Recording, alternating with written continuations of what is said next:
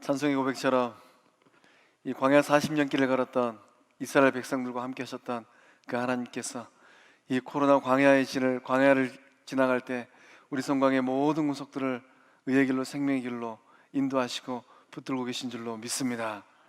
우리 가슴에 손을 얹고 고백하겠습니다. 저는 예수님 안에서 행복합니다. 저는 기쁩니다. 저는 평안합니다. 저는 건강합니다. 저는 만사형통합니다. 할렐루야. 입술의 고백처럼 이루어지는 복된 삶들 다 될 줄로 믿습니다. 오늘 말씀의 제목이 질그릇 속에 담긴 보배입니다. 영광의 하나님께서 성광의 모든 구석들을 그 보배 대신 예수님을 이 마음 안에, 우리의 삶 안에 담고 있는 우리들을 바라보시고 기뻐하시고 영광 받으실 줄로 믿습니다. 예수님 담고 있는 우리 성광의 모든 구석들은 보배단지 되어지고 보물단지 다 된 줄로 믿습니다. 우리 옆에 있는 분 보고 인사할 때 장로님, 집사님, 권사님은 보배단지, 보물단지입니다.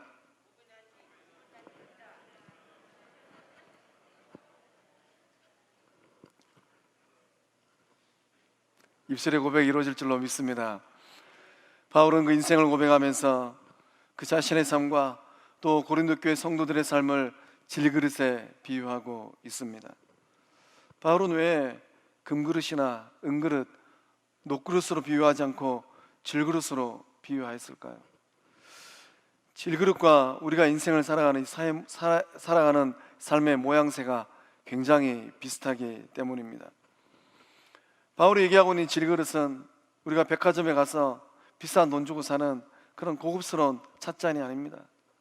바울이 얘기하고 있는 질그릇은 고린도의 이 자파상에서 볼 수 있는 값이 싸고 부서지기 쉬운 도자기 찻잔이에요. 질그릇은 어떤 특징이 있습니까? 모양이 굉장히 투박합니다. 별 볼품이 없어요. 도공이 시간이 바빠서 이거는 그저 자파상에 이 선반 위에서 팔 질그릇이다 싶으면은 대충 얼렁뚱땅 만들어서 화덕에 구워가지고 이 삼정에 이 자파상에 갖다 주었을 것입니다. 또 이 질그릇은 조금만 부딪혀도 또 금이 가고 또 조금만 스쳐도 기스가 나고 심지어 잘못 다뤄서 딱 떨치면은 그날로 질그릇은 와당창 깨져버리고 쓰레기통으로 들어가야 돼요. 우리의 인생살이 어떻습니까? 우리의 인생살이도 질그릇하고 비슷해요. 힘이 있고 능력이 있는 것 같지만은 삶의 자리가 환경이 조금만 달라지면은 깨지고 금이 가고 흠이 나고 상처받는 게 우리의 인생살이입니다. 이 질그릇된 우리의 인생살이 가운데 보화 대신 예수님 들어오심으로 말미암아, 예수님을 품고 있음으로 말미암아 보물단지 되어지고 보배단지 되어지는 우리 성광의 모든 구석들 다 될 줄로 믿습니다. 질그릇은 별로 값어치가 없어요. 그러나 질그릇이 보배를 가득 품고 있는 한은 그 질그릇은 값을 매길 수가 없는 겁니다. 그 질그릇은 절대로 함부로 다룰 수가 없어요. 보배 대신 예수님을 우리가 품고 보물단지로, 보배단지로 인생길을 걸어갈 때 우리의 삶에는 어떠한 일들이 일어나겠습니까? 우리 본문의 말씀 7절의 말씀을 함께 읽어보겠습니다. 우리가 이 보배를 질그릇에 가졌으니 이는 심히 큰 능력은 하나님께 있고 우리에게 있지 아니함을 알게 하려 함이라. 아멘. 질그릇 속에 보배 대신 예수님이 담겨 있어요. 그 질그릇의 인생과 그 쓰임은 존귀한 삶이 되어지고 존귀한 쓰임이 될 줄로 믿습니다. 질그릇은 아무런 능력이 없어요. 질그릇 자체는 텅 비어 있습니다. 그러나 질그릇이 능력을 나타낼 때가 있습니다. 그 안에 어떤 내용물이 있느냐 하는 거예요. 질그릇 안에 독약이 담겨 있습니다. 그러면 그 질그릇을 통하여서 산 목숨도 끊어놓을 수가 있어요. 사약 그릇이 되어지고 죽이는 그릇이 되는 겁니다. 그런데 질그릇 안에 이 보약이 담겨 있어요. 그럼 어떻습니까? 그 질그릇을 통해서 죽어가는 생명도 살려내게 되는 겁니다. 이 질그릇은 보약 그릇이 되어지고 살리는 그릇이 되는 겁니다. 제가 목양을 하면서 참 저기에 잊혀지지 않는 고백을 들었습니다. 서로가 서로를 바라보면서 보약 같은 성도님입니다. 이렇게 고백을 하더라고요. 제가 그 말을 곰곰이 묵상하고 생각해 보았습니다. 아, 그렇구나. 믿음 생활하면서 죽이는 그릇도 있고 살리는 그릇도 있겠구나. 우리 성곽의 모든 모습들은 보약 같은 성도들인 줄로 믿습니다. 만날 때마다 내 안에 있는 예수님의 이 사랑과 능력이 흘러가는 거예요. 그래서 만날 때마다 얼굴 쓰다듬어 주고 은혜의 말을 전하고 또 힘내라고 격려의 말을 하는 겁니다. 반면에 만날 때마다 트집 잡고 만날 때마다 흠집내면은 그 마음에 상처가 나고 그 마음에 기스가 나요. 또 때로는 그 마음 가는 대로 그냥 질그릇아 깨져라고 땅바닥에 내리치는 것처럼 그 마음을 사정없이 땅바닥에 내리치는 분도 있더라고요. 그럼 다 죽이는 거예요. 오늘 이 자리에 나오신 우리 성곽의 모든 구석들은 죽이는 그릇, 독약 그릇이 아니라 살리는 그릇, 보약 같은 주의 성도들, 주의 자녀들 다 될 줄로 믿습니다. 우리의 인생을 곰곰이 들여다보면 질그릇된 우리의 인생 자체도 별 능력이 없습니다. 우리 안에 무엇이 있는가, 질그릇된 내 마음과 삶 안에 어떠한 것이 있는가에 따라서 우리의 삶의 능력이 달라지는 겁니다. 우리 안에 계신 예수 그리스도를 통하여서 하나님의 능력이 충만한 삶들 다 될 줄로 믿습니다. 그래서 바울은 이 7절의 말씀을 통하여서 능력은 어디에 있는가? 능력은 하나님께 있다라고 고백하고 있습니다. 우리에게 능력이 있는 게 아니에요. 우리의 인생살이를 살면서 때로는 일이 잘 됩니다. 잘 굴러가는 것 같아요. 나에게 능력이 제법 있는 것 같습니다. 요 근래 참 전기차들이 많이 굴러다닙니다. 전기차 충전을 가득 채워놓으면은 여수에서 서울까지도 가요. 그런데 가다가 이제 이 전기 배터리가 다 떨어져 버리면은 서울에서 여수 오다가 대전쯤에서 서야 돼요. 우리의 인생살이도 마찬가지입니다. 금방 방전되어지고 금방 바닥나는 거, 이게 바로 우리의 삶의 모습이에요. 능력은 어디 있습니까? 내 안에 있는 게 아니고 생명의 주인 되시고 삶의 주인 되신 하나님께 능력이 있는 줄로 믿습니다. 하나님께서 능력을 주시고 하나님께서 힘을 주실 때 우리가 인생길을 잘 걸어가게 되는 것입니다. 그래서 바울 사도는 이 하나님의 능력을 고백할 때 어떤 능력인가? 보통 능력이 아니에요. 큰 능력이다라고 바울 사도는 고백하고 있는 것입니다. 우리의 생각과 상상을 초월하는 하나님의 능력이 우리에게 흘러오고 있는 줄로 믿습니다. 그 큰 능력이 얼마나 컸든지 바울은 수식어를 하나 더 붙였어요. 심히 큰 능력이라고 합니다. 이 심히 큰 하나님의 능력은 어떻게 우리에게 임하고 있습니까? 10절 말씀을 보니까 우리의 사망의 몸에 예수님의 이 생명을 통하여서 이 능력이 나타나고 있는 줄로 믿습니다. 우리는 인생길을 걸어가면서 하나님께 정해놓으신 그날을 향하여서 성큼성큼 걸어가고 있어요. 우리 주님이 이 땅 가운데 오셔서 어떠한 일을 행하셨습니까? 예수 생명의 역사를 일으키셨어요. 예수님께서 이 땅 가운데 33년의 공생을 하시면서 인류 역사 가운데 저 깊은 산속에 있는 이 절간에 계시는 스님들이 그렇게 닮고 싶은 이 부처, 저 인도에서 태어나신 부처도 해결하지 못한 죽고 사는 문제를 우리 주님은 해결하셨습니다. 우리 주님께서 나사로를 살려냈어요. 썩어 문드러진 썩는 냄새가 펄펄 나는 그 나사로를 살려내셨어요. 나인성 과부의 아들을 살려냈습니다. 또 회당장 야이로의 딸을 살려내셨어요. 이 생명의 능력이 오늘 지금 우리의 삶 가운데 임하고 있는 줄로 믿습니다. 그래서 우리 주님의 능력 어떤 능력인가? 우리 주님의 능력은 썩어 문드러진 그 삶 모습 그대로 방치하는 게 아니에요. 우리 주님은 추구하는 그 생명도 살려내는 생명의 주인 줄로 믿습니다. 그래서 이 보배 대신 예수님이 내 안에 딱 내주하시면 이 질그릇 같은 나의 인생이 보배 되시고 보물 대신 예수님을 딱 담고 있으면 내 삶이 어떻게 되는가? 예수님처럼 보약 그릇이 되어서 생명들을 살려내는 복된 삶들 다 될 줄로 믿습니다. 이 힘이 큰 하나님의 능력에 절정이 있어요. 14절 말씀 함께 읽어보겠습니다. 시작. 주 예수를 다시 살리시니가 예수와 함께 우리도 다시 살리사 너희와 함께 그 앞에 서게 하실 줄을 아노라. 아멘. 힘이 큰 하나님의 결정판이 무엇입니까? 저는 14절 말씀을 묵상하면서 또 전율했습니다. 아, 그렇구나. 예수 생명의 능력이 나에게 흘러올 때 나의 인생의 삶의 끝자락은 어떻게 되어질까? 말씀 보니까 주 예수를 다시 살리시니가 누가 예수님을 살렸어요? 돌무덤에 있던 예수님을 살려내시니가 누구입니까? 온 우주 만물을 창조하신 생명의 주인 되신 하나님인 줄로 믿습니다. 생명의 주인 되신 하나님께서 예수님을 죽음에서 살려내셨어요. 그 하나님께서 행하실 일이 무엇입니까? 예수와 함께 저와 여러분을 다시 살려낼 줄로 믿습니다. 거기서 끝나지 않아요. 예수님과 함께 다시 살려내서 하나님께서 행하실 일이 무엇인가? 하나님 앞에 서게 하신다라는 거야. 한번 상상해 보시기 바랍니다. 우리의 죽을 몸, 죽으면 흙으로 돌아갈 이 몸이 우리 성령 성부 하나님께서 예수님을 살리셨듯이 살려내십니다. 예수님의 부활의 몸을 덧입었던 것처럼 우리도 그 부활의 몸을 덧입고 온 우주 만물을 창조하신 하나님 앞에 함께 더불어 서는 거예요. 예수님과 함께 서고, 성광교회를 섬기고 있는 최 목사는 성광의 양떼들, 장로님들, 권사님들, 집사님들과 함께 생명의 주인 되신 하나님 앞에 서는 거예요. 이것이 믿음으로 고백되어질 때 이루어지는 은혜가 임할 줄로 믿습니다. 참된 소망은 무엇입니까? 우리가 인생길 걸어가면서 집도 사야 돼요. 저 서울 땅값이, 아파트 값이 그냥 무서운 줄 모르고 올라가요. 아파트도 한 채 사야 되고, 또 인생길 끝나기 전에 또 차도 한 대 사야 되고, 또 저 좋은 여수 앞바다에 가서 그렇게 많은 고기 잡으려면 배도 한 채 사야 돼요. 또 이 자녀들 키워가지고 시집장가 다 보내야 됩니다. 이것은 세상을 살아가는 모든 사람들이 바라보고 있는 거예요. 이거는 참된 소망이 아닙니다. 지난 수요일에 오신 김준규 감독님, 자기 인생을 얘기하면서 그 다음에는 뭐가 어떻게 되는 겁니까?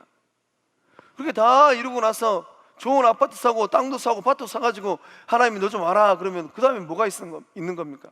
아무것도 없어요. 이 세상에 있는 것들은 다 지나가는 것들이에요. 그러나 우리 성부 하나님께서 우리로 하여금 소망하기로 원하는 참된 소망은 무엇이고 어디에 있습니까? 바울사도의 고백처럼 사망의 권세를 깨뜨리신 우리 주님이 입으셨던 부활의 몸, 그것을 덧입고 성부 하나님 앞에 서는 것, 이것이 바로 성도가 가져야 될 참된 소망인 줄로 믿습니다. 그거 바라보고 인생길 걸어갈 때 눈물이 있고 고통이 있고 아픔이 있달지라도 딛고 일어서서 하나님의 영광이 되어지고 주님의 기쁨이 되어지고 영혼들의 삶의 소망이 되어지는 복된 삶들 다 될 줄로 믿습니다. 예수님 안에 참된 소망이 있고 예수님 안에 참된 능력이 있습니다. 그 소망이 저와 여러분을 살려낼 줄로 믿습니다. 그 소망이 코로나 이 광야를 지나가는 우리들을 붙들고 있는 줄로 믿습니다. 성경에 등장하는 많은 사람들의 공통점이 있습니다. 그들의 공통점이 무엇인가? 질그릇 같은 나약함이 있다라는 거예요. 신체적으로 나약하고 관계적으로 나약하고 또 소유적으로 나약하고 세상적으로 별로 내세울 것이 없는 그런 나약함들을 다 가지고 있었습니다. 이런 질그릇 같은 나약함을 가지고 있는 그들의 삶에 하나님의 능력이 임하였어요. 그러고 나서 그들의 삶은 어떻게 되었습니까? 질그릇처럼 별로 보잘것없어요. 윤기도 나지도 않아요. 사람들이 별로 눈길도 주지 않습니다. 발에 치이고 이리저리 치이는 질그릇 인생이에요. 그런데 그 질그릇 인생 가운데 하나님의 능력이 임하고 하나님께서 얘야 내가 너를 좀 써야 되겠다. 주님 마음껏 쓰십시오. 비록 질그릇이지만은 주님께서 쓰신다면 다 내어드리겠습니다. 그러고 나서 그 인생들은 어떻게 되었습니까? 오늘 이 자리에 나오신 우리 성광의 성도님들, 내 삶을 가만히 뒤돌아보면 참 나약함이 많구나. 그런 나약함 가운데 하나님의 능력이 임할 때 살아왔던 삶보다 더욱더 복되고 귀한 삶들, 많은 영혼들을 살려내는 예수 생명의 삶들 될 줄로 믿습니다. 사사기 말씀을 보면 왼손잡이가 한 명 등장합니다. 여우시라는 사람이에요. 오늘 이 시대에도 우리가 일상생활하면서 오른손잡이들에게 자네는 왜 오른손잡인가? 이렇게 묻지 않아요. 누군가가 이렇게 딱 만나가지고 왼손으로 차를 마시거나 왼손으로 글을 쓰면 자네는 왼손잡인가? 꼭 이렇게 물어요. 오늘 이 시대에도 우리는 오른손잡이와 왼손잡이에 대한 좀 그런 생각들을 가지고 사는 것 같습니다. 그런데 이 성경의 시대 때 이 왼손잡이는 어떤 인생을 걸었는가? 사회적으로 인정받지 못하는 삶의 자리였습니다. 핸디캡, 나약함, 약점이 있는 삶이었어요. 이 성서학자들의 이 의견을 빌리면은 에웃이라는 사람은 오른손을 전혀 못 쓰는 약점이 있었다고 합니다. 이런 왼손잡이 에웃에게 하나님의 능력이 임하게 되었습니다. 이 왼손잡이 에웃은 어떤 삶을 살게 되었습니까? 이 왼손잡이를 통하여서 하나님은 이스라엘 백성들을 그렇게 괴롭혔던 모압 왕을 죽였어요. 거기서 끝나지 않습니다. 이 왼손잡이 에훗을 통하여서 모압의 용사들 10,000명을 죽게 했어요. 또 우리가 잘 아는 기드온은 어떤 사람입니까? 기드온은 용장이거나 또 이 싸움을 잘하는 사람이 아니에요. 기드온은 소심한 사람이고 겁쟁이입니다. 이런 기드온에게 하나님의 능력이 임하게 되었습니다. 어떠한 일을 이루게 되었습니까? 300명의 용사와 더불어서 미디안과의 전쟁에서 대승을 이루게 되었어요. 또 다니엘과 세 친구들의 삶은 어떻습니까? 이방 땅에 끌려가가지고 권모술수 아래서 이리 치이고 저리 치게 되었어요. 사자굴에 떨어지고 불구덩이에 떨어지게 되었습니다. 하나님의 능력이 그들에게 임하였을 때 어떻게 되었습니까? 사자밥이 되어지고 불에 홀라당 타버리는 그런 인생이 되었습니까? 하나님의 능력이 붙들어지니까 사자굴에 빠지고 불구덩이에 빠진다 할지라도 건져내시고 머리카락 하나 상하지 않는 은혜가 임한 줄로 믿습니다. 주님의 제자들은 어떻습니까? 예수님의 12 제자들은 말할 것도 없어요. 예수님의 12 제자들은 가방끈이 긴 사람이 없어요. 또 가진 게 많아가지고 좀 떵떵거리며 사는 사람들도 없었습니다. 그저 그런 질그릇 같은 인생들이었어요. 우리 주님께서 그 12명을 갈릴리 바다에서 다 불러 모았습니다. 예수님께서 불러주지 않았더라면 갈릴리 바다에서 평생 고기 잡다가 끝내는 인생들이었어요. 근데 우리 주님께서 질그릇 같은 그들을 3년 동안 먹이고 입히고 말씀으로 양육하였을 때, 성령이 그들의 삶 가운데 임하였을 때 예수님의 12 제자는 어떻게 되었습니까? 세상이 감당하지 못한 성령의 사람 된 줄로 믿습니다. 하나님의 은혜를 흘러보내는 하나님의 사람 된 줄로 믿습니다. 쓸모있는 주의 사람들로 인생길을 마감한 줄로 믿습니다. 사랑하는 성광의 성도 여러분, 내 삶 가운데 나의 생각과 나의 상상을 넘어서는 그런 능력이 흘러가는 삶의 자리가 되기를 원하십니까? 강물처럼 흘러가는 하나님의 역사함이 나의 인생을 통하여서 자녀들과 가정들과 관계 속과 일터 가운데 흘러가기를 원하십니까? 그런 원함과 사모함이 있다면 질그릇 가운데 예수님을 담으십시오. 예수님을 담고 인생길을 걸어갈 때 하나님의 능력으로 채워질 줄로 믿습니다. 예수님 닮아서 죽이는 것이 아니라 보약 성도가 되어서 만나는 어떤 누구라 할지라도 입술의 말 한마디로 살려내고 일으켜내는 주의 권속들 다 될 줄로 믿습니다. 눈빛만 봐도 알아요. 저 사람이 나를 살려낼 사람인가, 저 사람이 나의 자존심을 깎아낼 사람인가. 예수님의 눈빛 되어지고 예수님의 손길들 다 되실 줄로 믿습니다. 하나님의 능력이 임할 때 질그릇 인생에 달라지는 변화들이 있습니다. 어떤 변화들이 일어나겠습니까? 우리 8절 말씀 함께 읽어보겠습니다. 우리가 사방으로 우겨쌈을 당하여도 쌓이지 아니하며 답답한 일을 당하여도 낙심하지 아니하며. 아멘. 질그릇 인생 가운데 보배 되신 예수님이 가득 차게 되었습니다. 어떤 인생이 되는가? 어떤 삶의 변화가 있는가? 당하지만은 당하지 않는 삶이 될 줄로 믿습니다. 우리는 인생길을 걸어가면서 참 많이 당하고 살아요. 알고도 당하고 모르고도 당합니다. 알고도 속고 모르고도 속아요.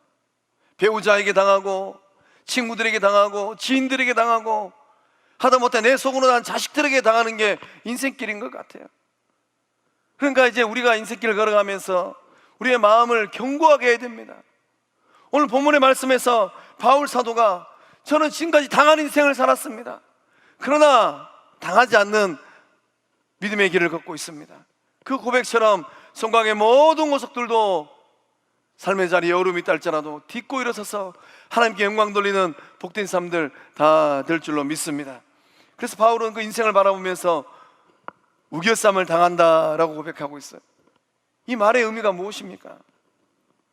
농부가 포도 농사를 지었어요. 그래서 이때쯤 되면 이제 탐스러운 포도가 주렁주렁 맺히게 되었습니다. 아, 이 포도주로 이 포도즙을 짜야 되겠다. 그럼 어떻게 합니까? 맷돌 사이에 놓고, 고대 사회에서는 맷돌을 사정없이 눌러버려요. 또 틀에 넣어놓고 이 기구를 사정없이 눌러버립니다. 그러면 이 포도 알갱이가 터지고 즙이 그 밑으로 줄줄 흘러내리는 거예요. 이것이 바로 우겨쌈을 당하는 삶의 모습입니다. 짓눌러요. 짓누르는데 사방에서 짓누르는 거예요. 환난과 고통, 말할 수 없는 아픔이 사방에서 오는 겁니다. 사방에서 밀물 밀려오듯이 그런 고통이 나를 짓누르는 거예요. 내 삶의 자리에 평강이란 없습니다. 대적들이 내 삶의 자리에 가득 차고 넘쳐요. 눈앞이 캄캄합니다. 자칫하면 이제 인생길이 여기서 끝나겠구나, 그런 염려와 두려움이 삶에 가득해요. 그러나 바울 사도는 이 우겨쌈을 당하여도 쌓이지 않는다라고 고백하고 있어요. 이 어떤 고백입니까? 이 고백이 바로 믿음의 고백이고 하나님의 능력이 임하는 입술의 고백인 줄로 믿습니다. 믿음은 무엇인가? 믿음은 어둠 가운데서 빛을 보는 거예요. 짓눌리는 그 삶의 자리에서 내 삶을 붙들어 주시는 하나님의 손을 바라보는 것, 이것이 바로 믿음인 줄로 믿습니다. 바울은 살 소망이 보이지 않는 이 상황 속에 놓여 있습니다. 그런 상황 속에서도 막 당하고 있으면서도 당하지 않는다고 고백하고 있는 거예요. 성경을 보면 바울 사도처럼 참 자신의 의지와 상관없이 이 당하고 사는 사람이 있습니다. 구약 성경에 등장하는 엘리사 선지자예요. 엘리사 선지자를 잡기 위해서 아람 군대가 이 엘리사 포획 작전을 펼쳤습니다. 그래서 엘리사 선지자가 살고 있는 이 도단이라는 성을 아람 군대가 꽉 쏴버렸어요. 쥐새끼 한 마리 빠져나가지 못할 정도로. 그러니 엘리사 선지자의 인생은 이제 경각에 달려 있습니다. 자, 아람 군대의 손에 내가 잡혀서 내 인생이 이제 끝나겠구나. 그 사환도 마음이 이 두려움 가운데 있어요. 그 사환이 아람 군대를 바라보고 두려움 가운데 이렇게 고백을 합니다. 아하, 내 주여, 우리가 어찌하리이까? 방도가 없다라는 거예요. 그때 엘리사 선지자가 뭐라고 고백을 합니까? 우리 열왕기하 6장 16절의 말씀을 함께 읽어보겠습니다. 두려워하지 말라. 우리와 함께한 자가 그들과 함께한 자보다 많으니라. 아멘. 두려워하지 않는다는 게 이게 말이 되는 겁니까? 아람 군대가 꽉 둘러싸 버렸습니다. 그런데도 엘리사 선지자는 이 사환을 바라보면서 두려워하지 말라, 그 마음 가운데 무엇이 있기 때문에 두려워하지 말라라고 얘기하는 겁니까? 오늘 우리도 인생길을 걸어가면서 두려움이 얼마나 많이 있습니까? 이때쯤 되면 다들 건강 진단 받으실 것 같아요. 건강 진단 딱 받고 나서 통보서 나올 때, 또는 몸이 아파서 병원 가가지고 딱 주치의 만날 때, 또는 수술대에 올라가서 의사 선생님들이 딱 개복을 하고 바라볼 때, 우리의 삶에는 크고 작은 두려움이 늘 가까이 있어요. 그러한 상황 가운데 이 엘리사 선지자는 두려워하지 말라. 왜 두려워하지 말라고 하는가? 우리와 함께한 자가 그들과 함께한 자보다 많으니라. 육의 눈으로 보면 사원하고 둘뿐인 것 같아요. 아니면 그 성에 살고 있는 얼마 되지 않은 성 주민들 같습니다. 근데 엘리사 선지자는 더 많다고 얘기하는 거예요. 어떻게 기도했습니까? 엘리사 선지자가 눈을 열어 보게 하옵소서. 사환의 눈이 열리고 보니까 뭘 봤습니까? 산을 가득 채운 불말과 불병거를 보았어요. 엘리사를 둘러싼 불말과 불병거를 보았습니다. 이것이 바로 영안이 열릴 때 보는 하나님의 능력인 줄로 믿습니다. 그러니까 믿음의 길을 걸어가면서 영적인 눈을 좀 크게 뜨고 믿음의 길을 걸어가셔야 돼요. 하나님께서 지금 내 삶 가운데 어떠한 일을 행하시는가? 하나님이 두려움이 많은 내 삶의 자리에 어떠한 능력을 흘러보내고 계시는가? 우리 성광의 모든 구석들은 영의 눈을 감고 주를 믿는 것이 아니라 영의 눈을 크게 뜨고 주님 바라보고 믿음의 길을 걸어가는 구원받은 주의 백성들, 주의 자녀들 다 된 줄로 믿습니다. 우리가 인생길을 걸어가면서 내가 감당하지 못할 문제들 사방에 둘러싸여 있어요. 우겨쌈을 당하여서 이러지도 못하고 저러지도 못하고 살 소망이 끊어져서 사형 선고받고 인생길을 걸어가는 그런 삶의 자리가 얼마나 많이 있습니까? 오늘 예배 자리에 나오신 성도님들 가운데 내가 지금 사형 선고받고 내 인생길을 걸어가고 있구나. 생명의 주인 되시는 하나님 바라볼 때 건져내시고 살려내시는 놀라운 능력을 경험하는 복된 사람들 다 될 줄로 믿습니다. 바울 사도는 답답한 일을 당한다라고 얘기합니다. 답답한 일을 당하는 상태는 또 어떤 상태입니까? 궁지에 몰려있는 상태예요. 적군이 가도 못하는 외통수에 딱 몰아넣어 버렸습니다. 이런 상황 가운데 놓여있는 그 답답한 상황이 바울 사도의 삶의 자리였습니다. 손을 써볼 수 있는 상태는 아니에요. 빠져나갈 길도 없습니다. 또 그것을 해결할 수 있는 능력도 나에게 없어요. 이런 상황이 되면 가슴이 답답합니다. 아무리 머리를 굴러봐도 해결의 실마리가 보이지 않아요. 이런 상황이 되면 우리의 마음이 어떻게 됩니까? 말씀의 고백처럼 낙심돼요. 가을철이 되면 참 농부들은 사과나무에 이 탐스럽게 열려있는 사과, 또 배나무에 탐스럽게 열려있는 배, 그거 바라보고 이 잘 수확해서 좀 큰 돈 벌어가지고 자녀들 뒷바라지 할 수 있겠구나. 근데 가을 태풍이 한번 싹 왔다 가버리면은, 매미가 한번 싹 왔다 가버리면은 이 탐스러운 사과도 배도 줄줄이 떨어져 버려요. 낙과돼 버립니다. 떨어져 버린 그 열매를 다시 붙이면 좋겠지만은 그럴 수가 없어요. 우리의 인생사로도 비슷합니다. 답답한 일을 당하면 우리의 마음이 떨어지는 과일처럼 막 떨어지기 시작해요. 이러지도 못하고 저러지도 못하고 주저앉아서 내 삶이 다시금 일어날 수 있을까, 이런 절망 가운데 놓이게 되는 것입니다.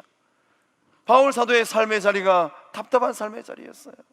근데 바울 사도는 낙심하지 않았습니다. 왜 낙심하지 않았을까요?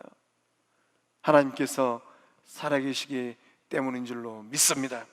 살아계신 하나님을 믿는 주의 백성들의 마음에는 어려움과 힘듦과 절망과 좌절이 있다 할지라도 무너지지 아니하는 새로움의 생명력의 그 마음이 임할 줄로 믿습니다.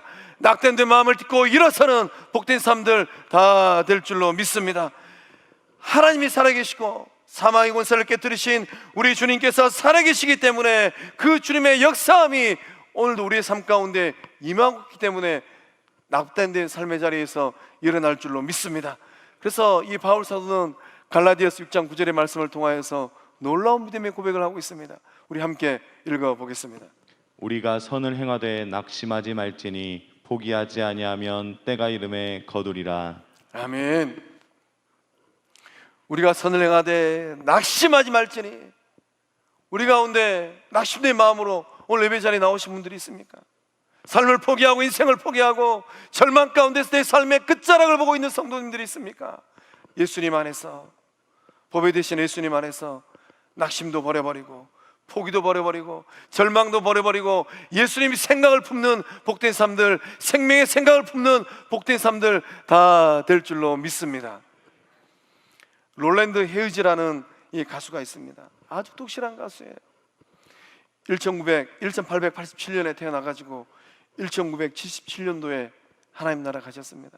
하나님께서 이 롤랜드 헤이즈에게 특별한 은사를 주셨어요. 목소리가 얼마나 아름다운지 몰라요. 저도 말씀 준비하면서 이 롤랜드 헤이즈의 이 노래를 들었습니다. 아주 옛날 분이어서 이 깨끗하게 녹음된 게 몇 곡 없더라고요. 제가 들은 이 찬송은 Were You There? 거기 너 있었는가?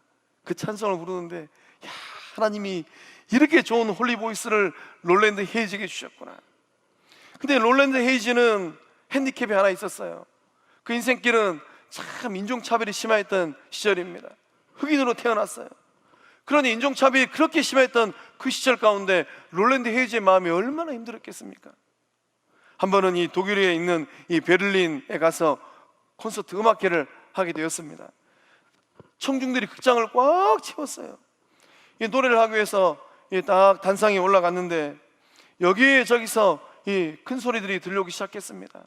막 소리치는 사람들의 얼굴이 보이기 시작했어요. 흑인의 노래는 듣지 않겠다, 노래를 그만 집어치워라.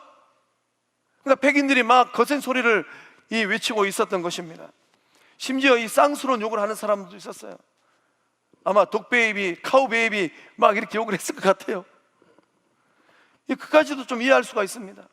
그런데 이제 물건을 막 집어 던지는 사람들도 있었어요. 앞에서는 최 목사가 말씀 전화 딱 올라왔는데 막 그냥 여기저기서 웅성웅성거리고 막 그냥 험한 말을 하고 샌들 벗어갖고 막 집어 던지면은 최 목사 마음이 어떨 것 같아요?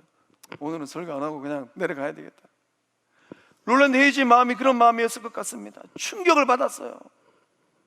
사람들의 거센 마음에, 이 반응에 마음이 낙담되었습니다. 노래를 부르지 않고 뒤돌아서서 가려고 하는데 그 눈앞에 예수님이 보였습니다. 빌라도 법정에서 온갖 조롱과 욕설과 침뱉침을 당하고 계신 예수님이 보였어요. 그 순간 헤이즈는 이런 생각을 하게 되었습니다.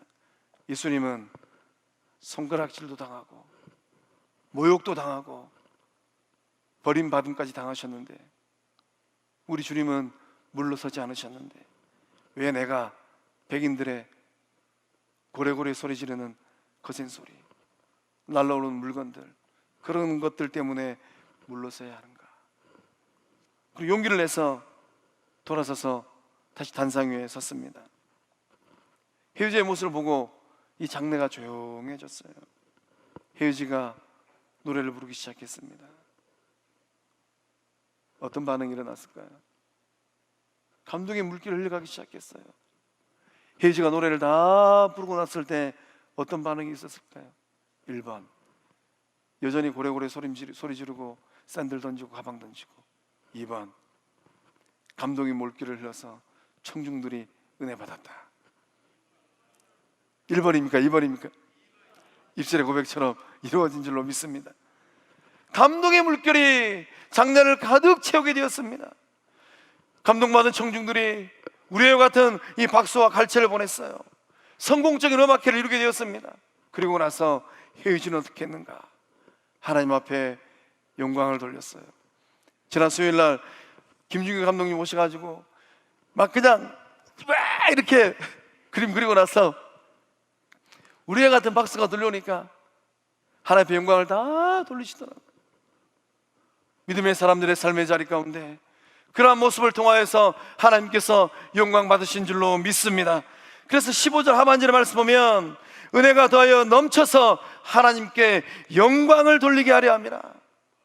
우리 하나님께서 보배 되신 예수님 주심으로 아무리 힘들고 어렵다 할지라도 이게 되게 하심으로 말미암아 영광 돌리는 삶으로 다 세워주실 줄로 믿습니다.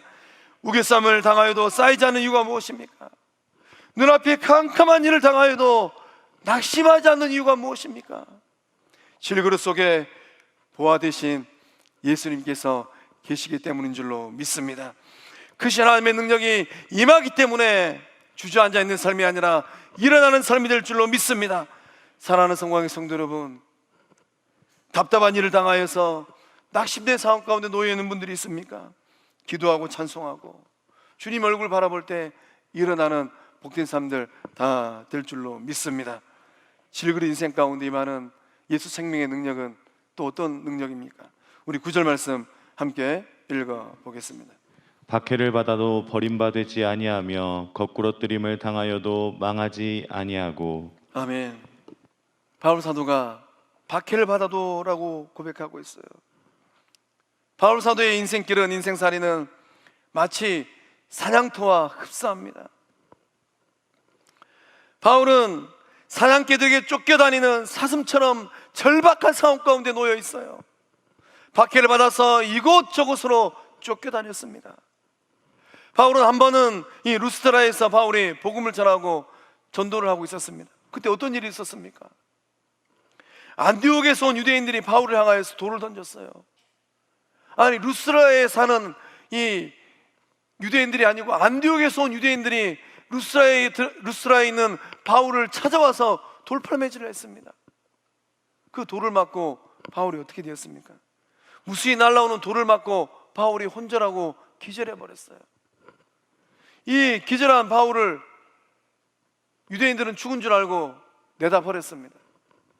헌시작 버리듯이, 쓰레기통에 물건 버리듯이 바울을 던져버렸어요. 버려버렸어요. 버림당한 바울을 하나님 어떻게 하셨습니까? 하나님은 버림받은 바울을 달리 다시 살려내신 줄로 믿습니다. 버림받은 사람들의 그 마음 어떤 마음입니까?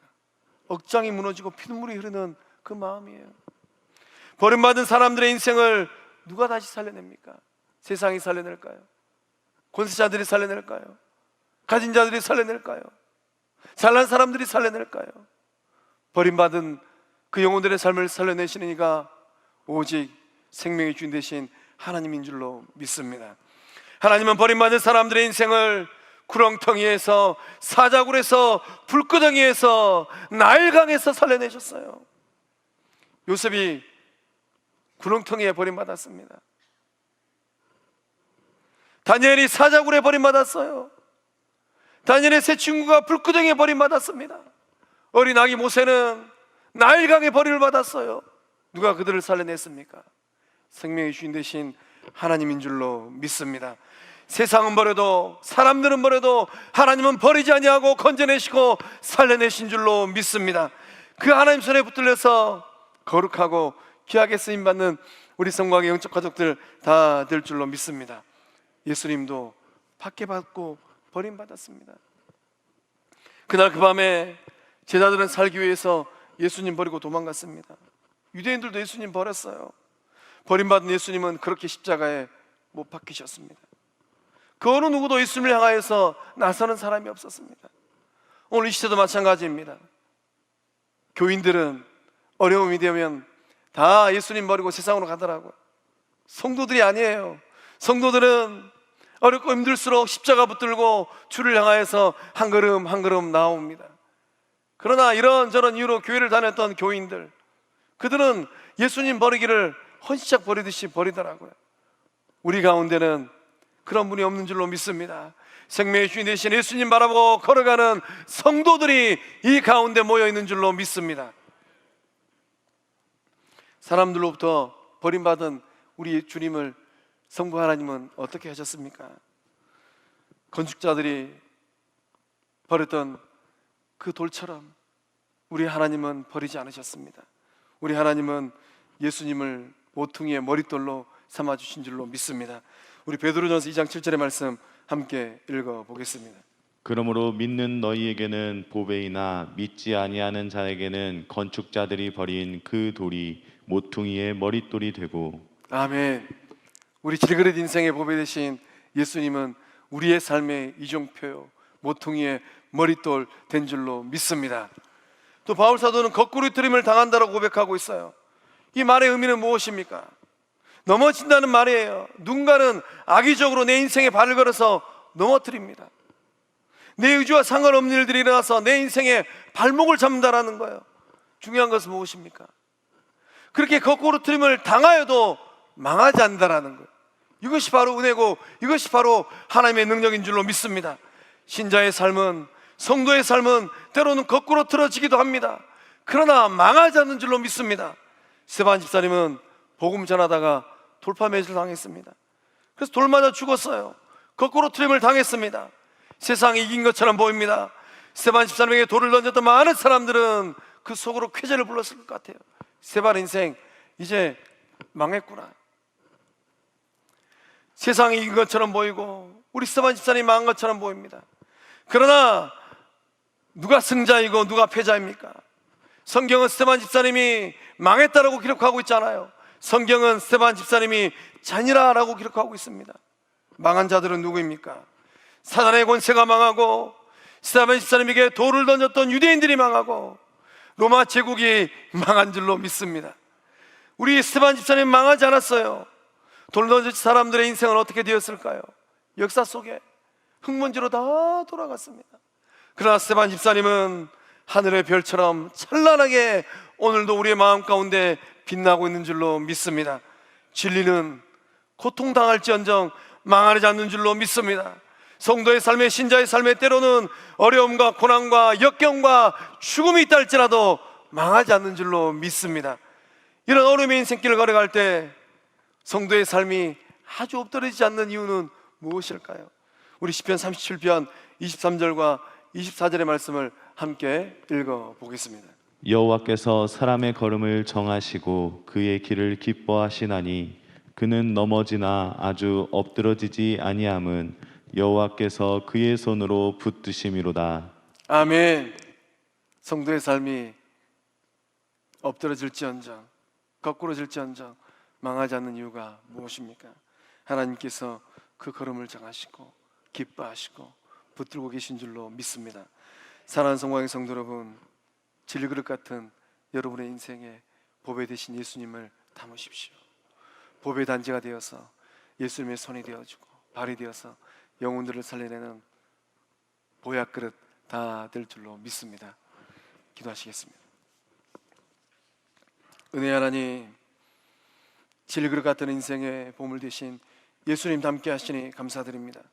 생명 되시는 예수님으로 인하여서 기뻐하고 감사하는 삶이 되게 하여 주시옵소서. 예수 생명의 능력이 삶의 구석구석 나타나게 하여 주시옵소서. 나의 삶도 살리고 타인의 삶도 살려내는 능력 임하게 하여 주시옵소서. 예수님과 함께 다시 살려내시는 하나님 붙드는 은혜 임하게 하여 주시옵소서. 사망으로 우겨쌈을 당한 성도들이 있습니까? 답답한 일을 당하여 낙심한 성도들이 있습니까? 두려워하지 말라 말씀하였사오니 평안한 마음 담대한 마음 되게 하여 주시옵소서. 버리지 아니하시고 건져내시고 붙들어 주시는 하나님 만나게 하여 주시옵소서. 거꾸로 트림을 당한다 할지라도 망하지 않게 하시는 하나님, 욥처럼 갑절의 은혜로 채워주시는 하나님 만나게 하여 주시옵소서.